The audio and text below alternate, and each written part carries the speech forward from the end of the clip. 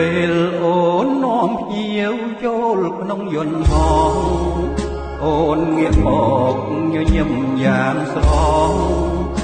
ឲ្យបងអាឡោះអាឡៃអូនលើកដៃនេះយន្តហោះបិទទ្វារបំខានឃើញស្រីយន្តហោះស្រែករោគតដីហើយនាំស្រីឡើងលើទេហា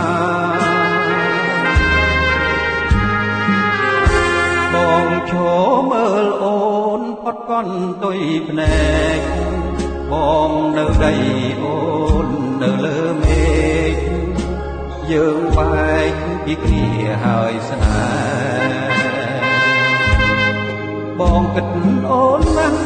បងខំបន់ព្រះឲ្យលោកជួយថែកែវកល្យានបានជួបតែនឹងក្តីសុខផុតភ័យទៅក្នុងមួយថ្ងៃ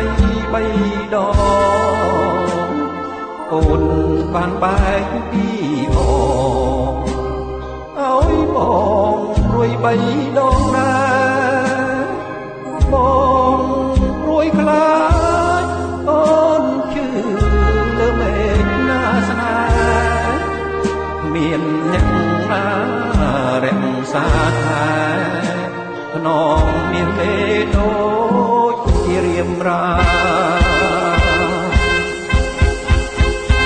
ពេលឃើញយន្តហោះចុងមកម្ដង